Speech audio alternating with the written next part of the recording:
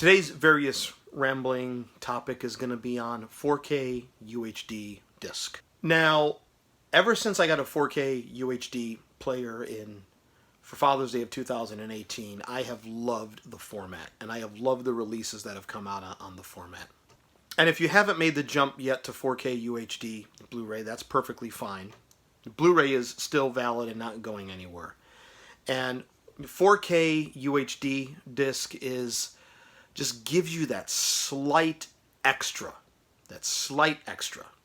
And sometimes some of the transfers on Blu-ray are so good that the 4K UHD disc is just neck and neck with the Blu-ray. One of the things that people love about the 4K UHD disc is HDR, high dynamic range, be it either HDR10 or HDR10 Plus or Dolby Vision. I happen to be a fan of Dolby Vision. I have a Dolby Vision player. So people love HDR, high dynamic range. Gives you the full realistic range of color, the blackest blacks, the whitest of the whites, and every color spectrum in between. But I will argue that not every film should be released on 4K UHD disc. Standard Blu-ray and standard dynamic range at 1080p high definition is perfectly fine. And I think the releases on 4K UHD disc should be based on the title and how the movie was shot. Not because it's going to be a big title and us collectors are going to buy it. It should be based on the title. And the question of using HDR, again, should be based on the title. You could put a movie on 4K UHD disc and not use HDR. I believe Shout Factory has some of the original IMAX films that came out when IMAX was first introduced. I believe in the late 70s is when IMAX first came out. And none of them have HDR, and they look spectacular. HDR should be based on how it was shot, and if you're going to use HDR, it should be used sparingly, maybe just to bring out certain details in certain shots, but not slather it on the whole film. A lot of earlier titles have done that. Now, if any of you guys are members of HomeTheaterForum.com, and any of you guys know who Robert Harris is, the film restoration expert, RAH as we call him, he has made arguments on certain titles that should not be issued on 4K disc, or if they're going to issue them, should not have HDR. He has made the case. He restored the Godfather films in 2008. They were 4K restorations. They were one of the first 4K restorations done. And while they were working on that, Grover Crisp at Sony Home Pictures was in New York working on Kubrick's Dr. Strangelove, which he was also doing in 4K. And then from that point on, a lot of the Columbia titles on Blu-ray were done in 4K, which is why it's making it easy for them to get a lot of these on disc. Maybe they do on 4K disc. Maybe they do some tweaking. But Paramount has announced The Godfather for 2022 on 4K UHD disc. And that's good that they are not doing a rush job on it. They said 2022. A lot of people were hoping for this year. But if they're going to take their time and do it right, that's important, because I feel that The Godfather has to be handled delicately, especially if you're going to use HDR. The negatives already, as Gordon Willis shot them, they already do not have any exposure in the black levels. The Blu-ray, based on that 4K restoration, already has the black levels looking the way they should. And in fact, it took them a while to get the films to look the way they were originally supposed to look. The 25th anniversary release of The Godfather, which was done off which was a new negative scanned off of the original very overloved negative, which was not restored, did a lot of digital things, tweaking and whatever to them, but it didn't look the way it was supposed to. It didn't look the way Roger Ebert always described it in his review. Dig up Roger Ebert's original review of The Godfather if you want to know how it's supposed to look. The way they got it for the 2008 restoration is the way I recall a lot of the original reviews describing the way the film had looked.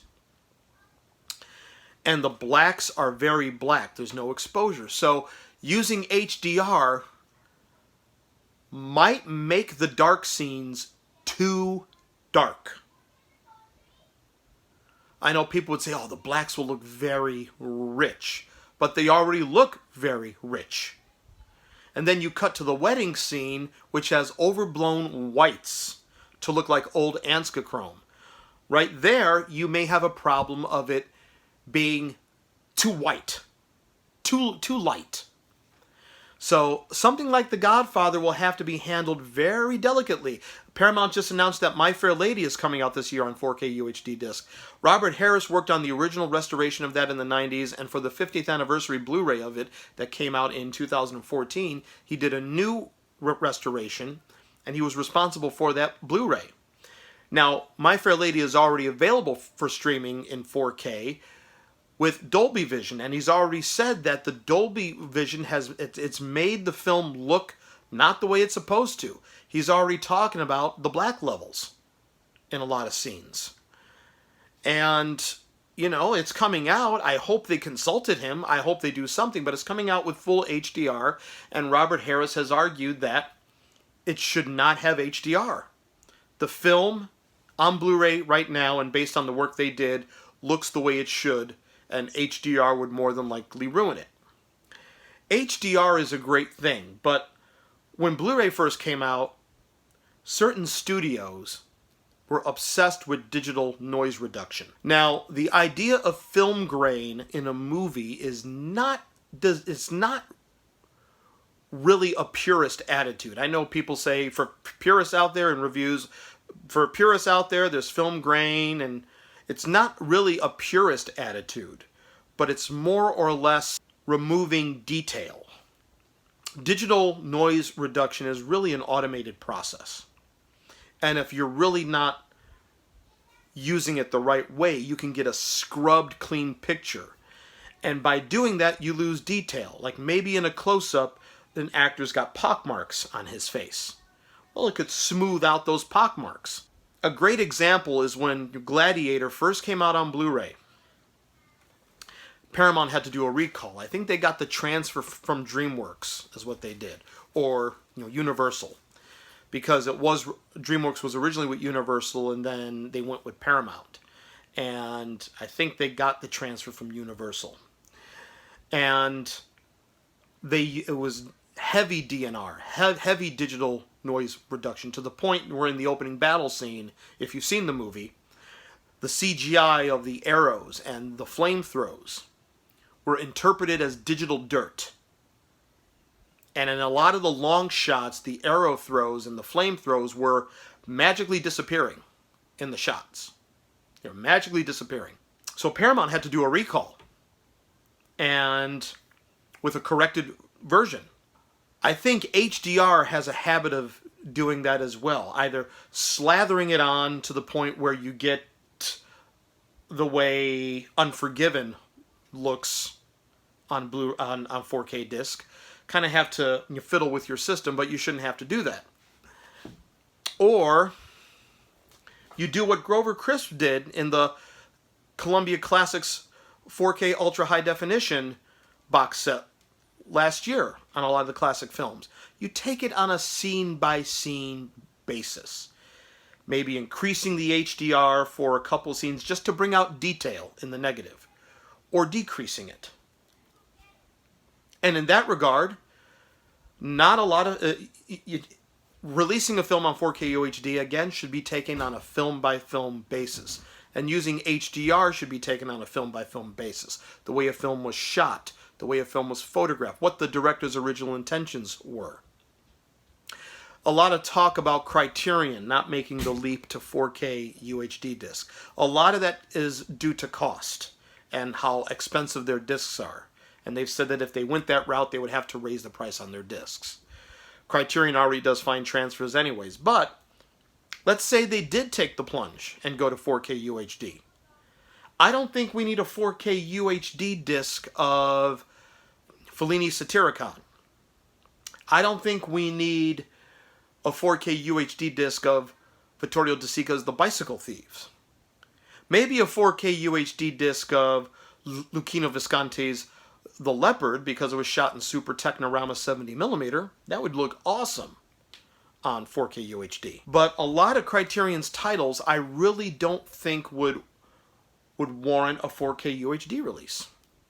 Maybe the David Lynch films, especially since The Elephant Man came out on 4K UHD in overseas. But what are some of your thoughts on this topic? Should things come out on 4K UHD disc with full HDR, or should it be taken on a film-by-film basis? Let me know your thoughts in the comments there, and I'll talk to you soon.